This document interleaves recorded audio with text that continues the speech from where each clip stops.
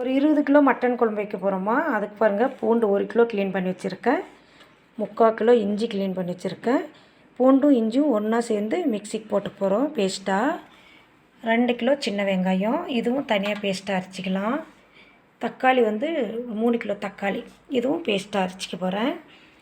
4 தேங்காய். இந்த 4 தேங்காயோட பொட்டுக்கடலை, கசகசா, சோம்பு, முந்திரி, கொஞ்சம் மெழுகு, லைட்டாக ஒரு 2-3 பட்டை, ஒரு லவங்கம் எல்லாமே சேர்த்து இதுவும் பேஸ்ட்டாக அரைச்சிக்க போகிறோம்.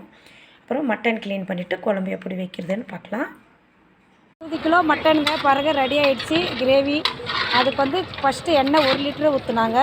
அப்புறமா வெங்காயம் 1/2 கேஜி, பச்சை மிளகா ஒரு 1/4 கிலோ, இஞ்சி பூண்டு பேஸ்ட்டு, வெங்காயம் சிறு வெங்காயம் எல்லாம் போட்டு வதக்கிட்டு மட்டனை போட்டு கிரேவி மாதிரி வதக்கிட்டு இருக்காங்க. இது கிரேவி மாதிரி இப்போ தண்ணி கொஞ்சம் எவ்வளோ தேவையோ நம்மளுக்கு ஒரு 5 லிட்டர் 10 லிட்டர் தண்ணி ஊற்றி தண்ணி குழம்பா இது ரெடி பண்ணிட்டு போகிறோம். அப்புறமா மட்டன் எடுத்துகிட்டு மறுபடியும் பெரிய வெங்காயம் போட்டு கிரேவி செய்ய போகிறோம்.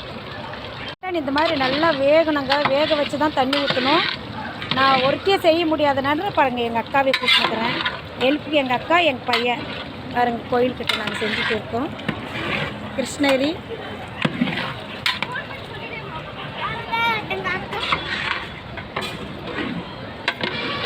மட்டன் சாம்பார் ஃபுல்லாக செஞ்சுட்டு உங்களுக்கு எப்படி இருக்குன்ட்டு இந்த சாம்பார் உங்களுக்கு காட்ட போகிறேன்.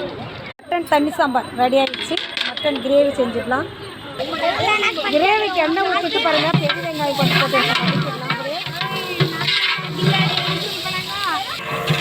எங்கள் பையன் தான் செய்கிறான். இன்னைக்கு கிரேவி மட்டன் தண்ணி குழம்பு செஞ்சுட்டு கிரேவி ரெடி பண்ணிட்டு இருக்கிறேன்.